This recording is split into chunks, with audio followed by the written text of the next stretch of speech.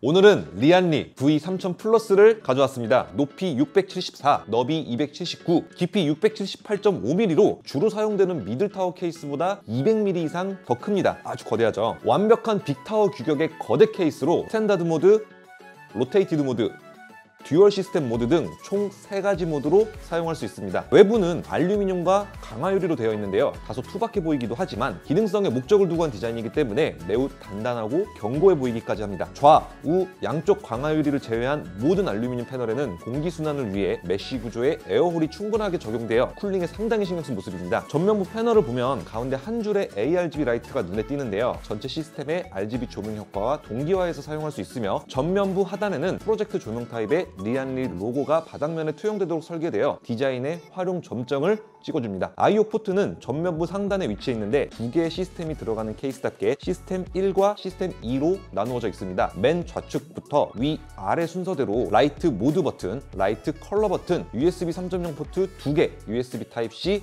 오디오, 전원 버튼, 리셋 버튼, USB 3.0 포트 2개, USB 타입C, 오디오, 전원 버튼, 리셋 버튼입니다. 모든 패널은 푸시풀 타입으로 되어 있어 손쉽게 탈착 가능하고요. 양쪽 강화유리 패널은 힌지까지 적용되어 스윙도어식으로 탈착뿐 아니라 개폐도 매우 편리하게 설계되어 있습니다. 재밌는 것은 이 양쪽 강화유리에 적용된 틴팅의 농도가 각각 다르게 되어 있는 것인데요. 우측 강화유리는 선정리 등 지저분해 보일 수 있다고 생각했는지 더 짙게 틴팅을 해놓았네요. 케이스의 패널을 모두 분리하고 샤시만 보면 알 수 있듯이 이 케이스는 거의 모든 케이스와 같이 2개의 챔버로 나누어져 있습니다. 공간을 분할해주고 있는 이 가림막은 다양한 기능을 지원하는데요. 우선 최대 420mm 크기의 라디에이터를 설치할 수 있습니다. 당연히 팬도 120mm 3개 혹은 140mm 팬 3개를 장착할 수 있죠.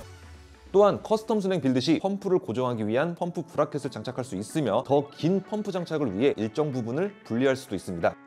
또한 이 케이스의 특별한 기능인 로테이티드 모드를 위해 완전 제거할 수 있으며 듀얼 시스템 모드일 때는 메인보드가 장착되는 플레이트가 되기도 합니다.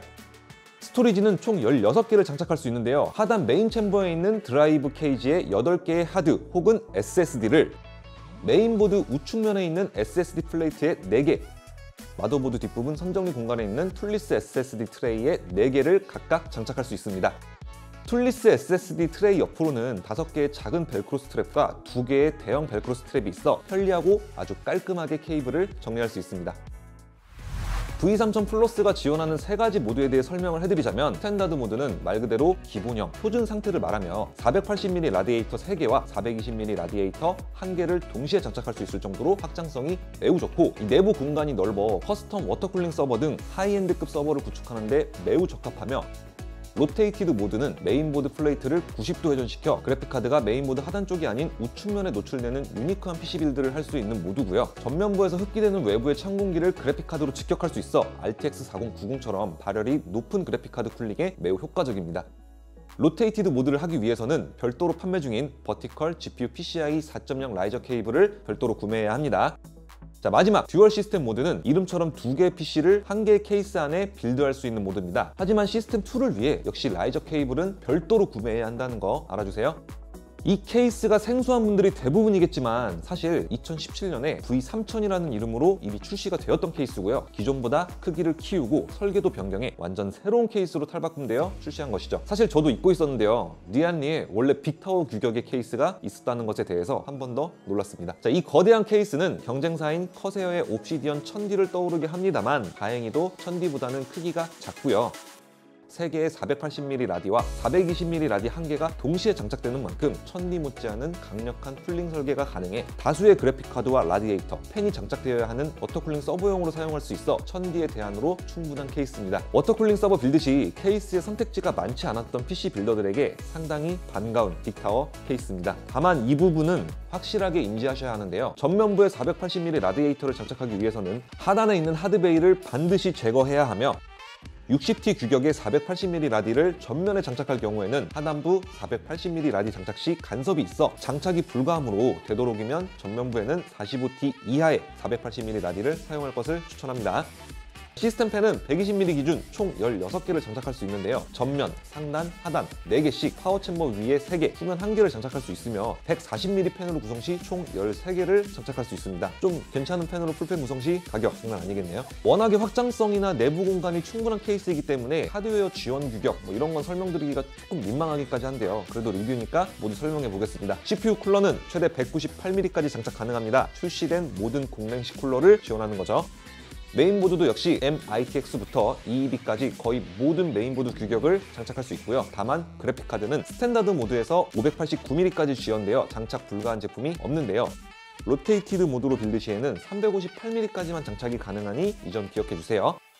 듀얼 시스템 모드로 빌드 시에 PC2는 공랭식 CPU 쿨러를 80mm까지만 장착할 수 있고요. 메인보드 규격 역시 MITX 규격만 장착할 수 있습니다. 여기까지야 당연한데 파워 서플라이를 SFX 혹은 SFX-L 규격만 지원하는 것은 많이 아쉽습니다. GPU 서버가 유행하며 고출력 파워가 요구되는 시기에 ATX 규격의 파워를 2개 장착할 수 있도록 만들어주었으면 정말 좋았을 텐데 하는 생각을 해봅니다.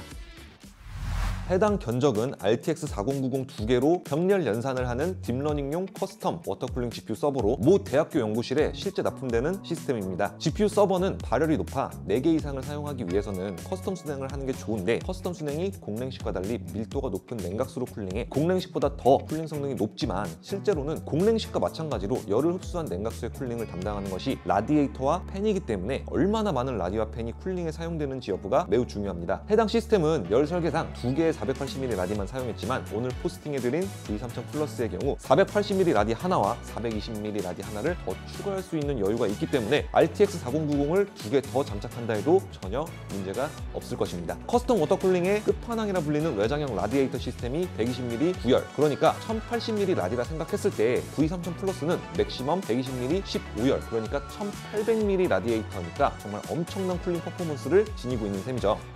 해당 사진은 V3000 플러스로 완성한 커스텀 워터쿨링 GPU 서버를 열 영상 촬영한 사진입니다. 사진에 빨갛게 나올수록 발열이 높다는 표시인데요. 빨간 부분의 온도를 체크해보면 그 뜨겁다는 RTX 4090이 상당히 차갑게 쿨링되고 있는 것을 알 수 있고요. 케이스 내부의 공기 흐름이 매우 원활해 쿨링에 대해서는 V3000 플러스는 논할 것이 없다는 걸 알 수 있습니다. 오늘 리안리 V3000 플러스로 빌드를 하며 느낀 점은 기존에 많이 사용했던 커세어의 1000D 대비 무게가 더 가볍고 강화유리 패널의 크기나 구조가 달라 빌드의 난이도가 상당히 낮아졌다는 겁니다. 아마 제 예상에 이 거대한 케이스는 지난 V3000과 달리 상당히 히트칠 것 같다는 예감이 드네요.